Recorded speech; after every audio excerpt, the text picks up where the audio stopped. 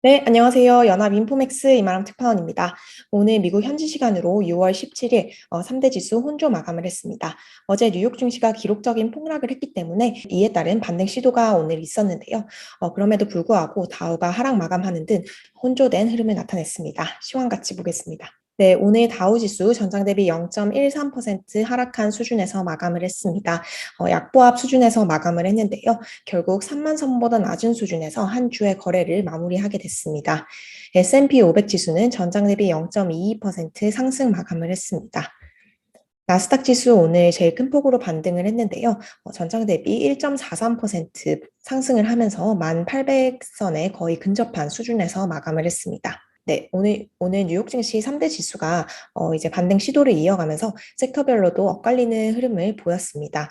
오늘 에너지 관련 섹터가 대폭 내렸는데요. 5% 이상 하락했습니다. 오늘 이 국제 유가가 7% 이상 급락하면서 에너지 섹터 가격이 큰 폭으로 하락을 했습니다. 이외 유틸리티와 필수 소비재, 산업재, 자재 관련 섹터가 소폭의 하락세를 보였고요. 나머지 종목은 대체로 상승세를 보였습니다. 특히 커뮤니케이션 서비스와 기술주가 1% 안팎의 상승세를 나타냈습니다. 네, 오늘 나스닥 지수가 비교적 큰 폭의 반등세를 나타냈는데요. 오늘 빅테크 종목들이 일제히 이제 반등을 하면서 나스닥 지수를 끌어올렸습니다. 네, 워낙 이제 이번 주 낙폭이 컸기 때문에 시총 상위 빅테크 종목들이 일제히 상승을 했는데요. 애플과 마이크로소프트, 알파벳이 모두 1% 이상 상승을 했습니다. 테슬라 역시 1.7% 이상 상승을 하면서 650달러대를 회복하면서 종가를 형성했습니다. 아마존 오늘 2.5% 가까이 올랐습니다. 네, 오늘 이제 에너지 관련주가 큰 폭으로 하락을 했는데요. 국제유가 급락에 따라서 엑소모빌의 주가가 6% 가까이 내렸고요. 쉐브론도 5% 가까이 하락하는 모습을 보였습니다. 네, 다우를 구성하고 있는 종목 중에서는 아메리칸 익스프레스가 5% 가까이 올랐고요. 그리고 보잉과 세일스포스도 3% 이상 상승을 했습니다.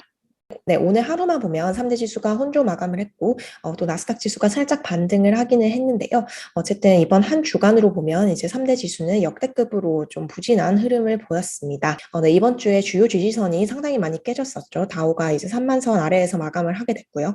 S&P 500 지수도 공식적인 약세장에 진입을 했습니다.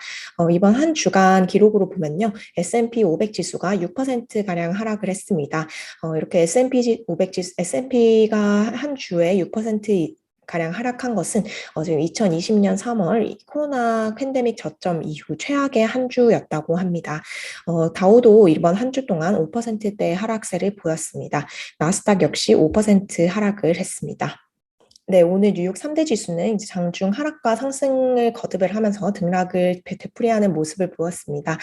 이제 장중 뭐 급락폭이 크지는 않았지만요. 최근에 워낙 이제 시장의 변동성이 증폭되는 상태였기 때문에 3, 4%씩 움직이는 이런 장은 아니었지만 플러스와 마이너스, 양전, 음전을 계속 반복하면서 상당한 변동성을 보였습니다.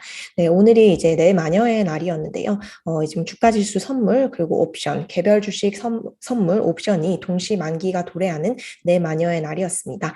통상 이제 내마녀의 날이 이제 분기에 한 번씩 돌아오게 되는데요.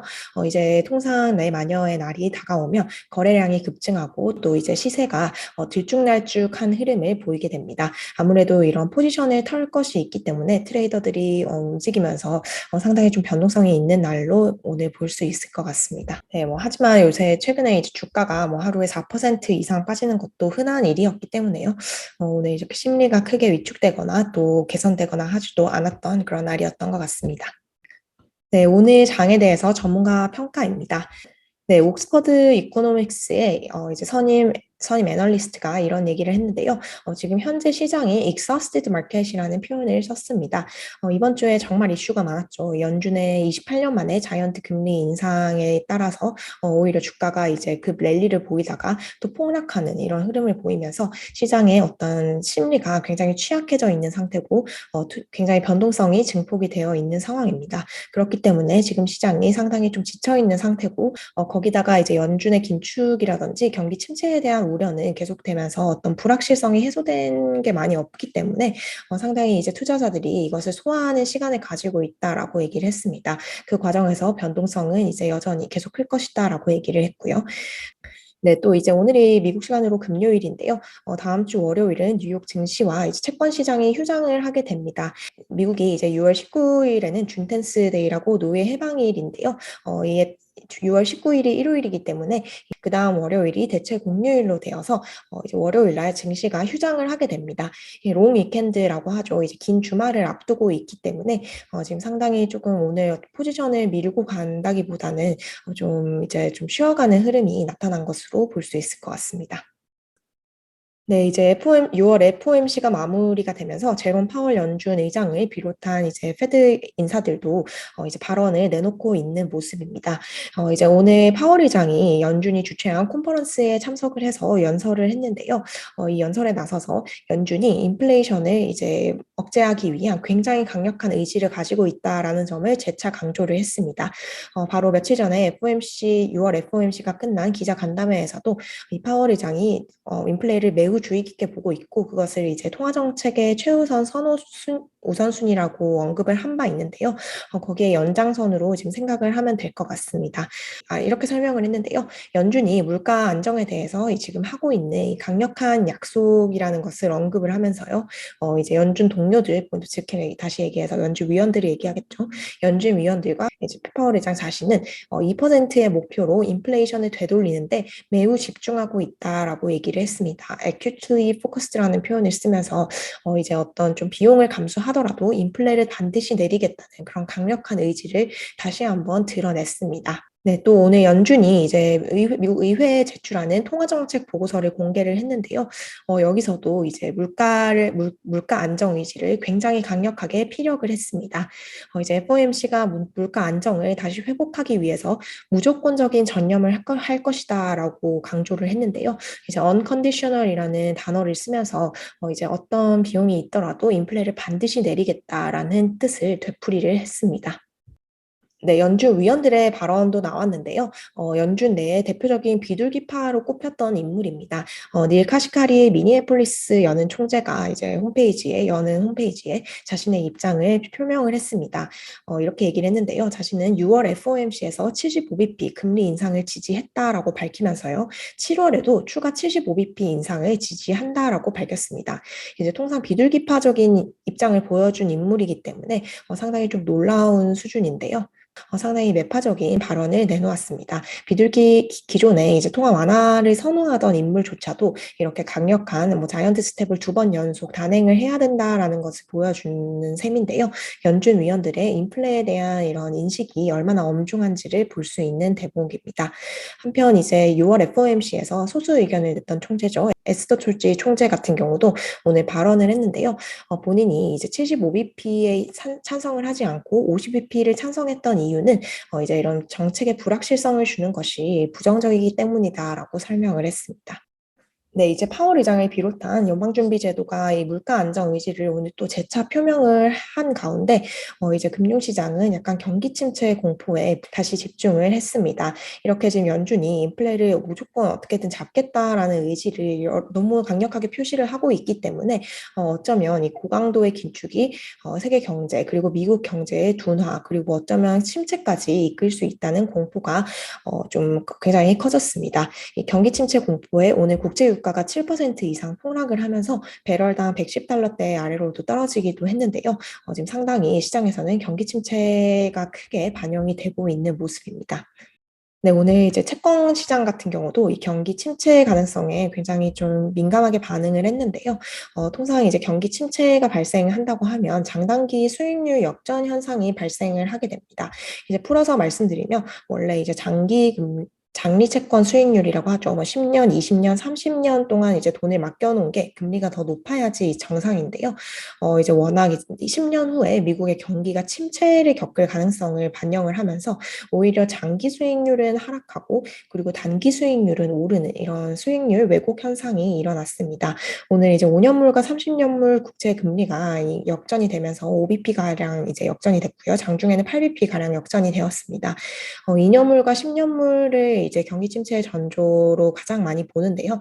2년물과 10년물 간의 이제 스프레드가 어제 같은 경우 14 베이시스 포인트였습니다. 이것이 오늘 6bp로 줄어들었고요.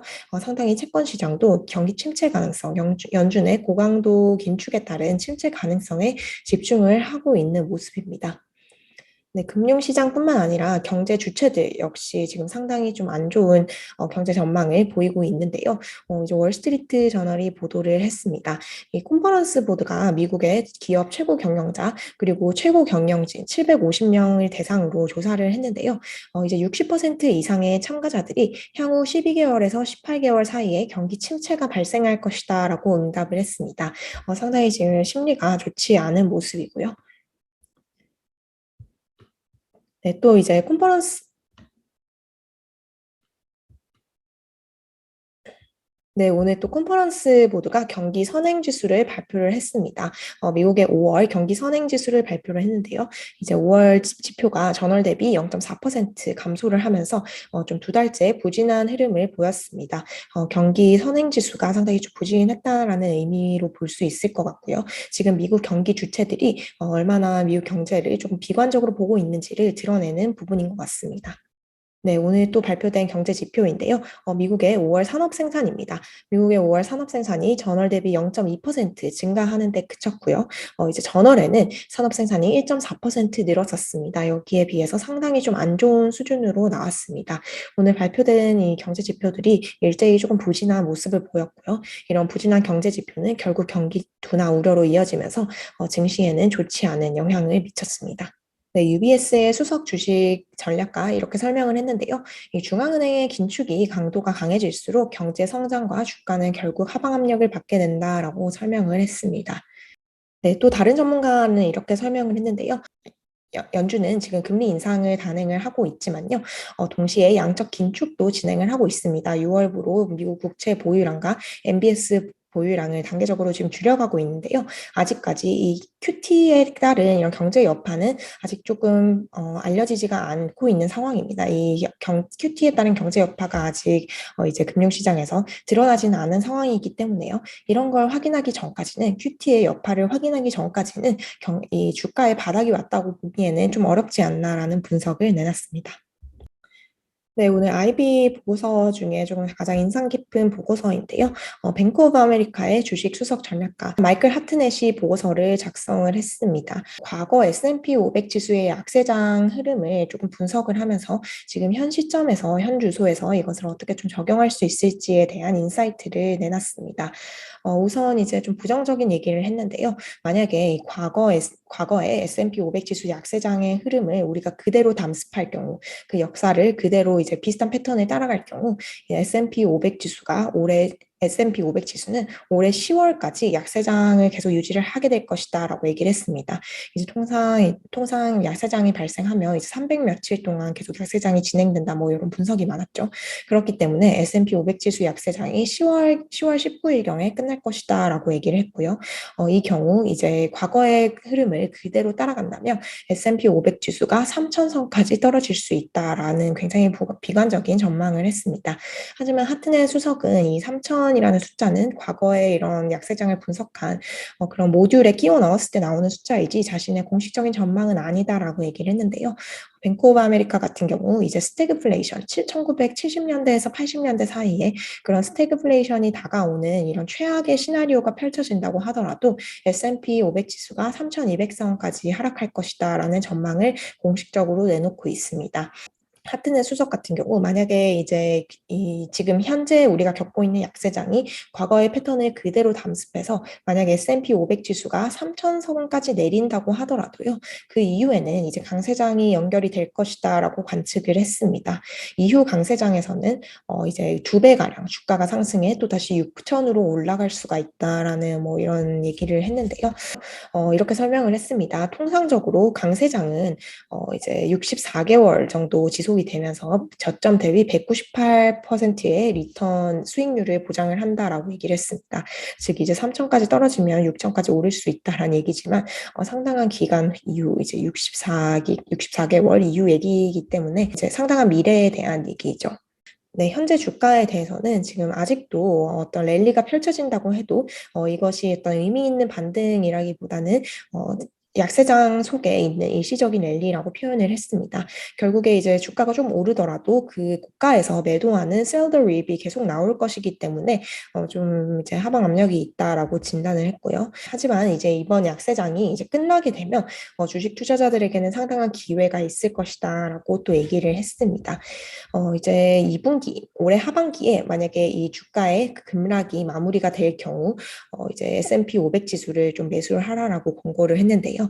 S&P 500 지수가 하반기에 만약에 3,600까지 떨어진다면요, 이거를 이제 야금야금 먹어라라고 얘기를 했습니다. 그리고 만약에 S&P 지수가 또 떨어져서 3,300까지 떨어지면 이제 좀 큰 폭으로 베어 물어라, 좀 더 큰 폭으로 매수를 해라라는 걸 추천을 했고요. 이제 3,000선이 깨지게 된다면 이제 허겁지겁 많이 먹어야 할 때다라는 얘기를 하면서요. 이제 이번 약세장이 끝난 이후에는 상당한 매수 찬스가 있을 것이다라고 얘기를 했습니다. 네, 이제 이번 한 주 이제 순식간에 지나간 것 같은데요. 그 어느 때보다도 많은 일이 일어났던 이런 역대급 한 주였습니다. 연준이 28년 만에 FOMC에서 75bp 자이언트 금리 인상을 단행을 했고요. 또 75bp 인상이라는 것이 불과 며칠 만에 금융시장에 반영이 되면서 채권과 외환시장 그리고 주식시장이 요동치는 이런 굉장히 좀 어려운 장이라고 평가를 할 수 있을 것 같습니다. 또 이번 한 주간 S&P 500 지수가 코로나 팬데믹 저점 이후에 가장 큰 폭으로 떨어지면서 지금 상당히 좀 주식 투자자들에게는 웃을 수만 없는 한 주였는데요. 네, 다음 주는 이제 뉴욕 증시가 월요일 날 휴장을 하게 되면서 4거래일만 거래를 하게 됩니다. 네, 네, 월요일 뉴욕 증시가 휴장이기 때문에요. 뉴욕이 오는 다음 주 수요일 날 뉴욕 증시 생생한 정보 가지고 라이브로 인사드리도록 하겠습니다. 네, 들어주셔서 감사합니다.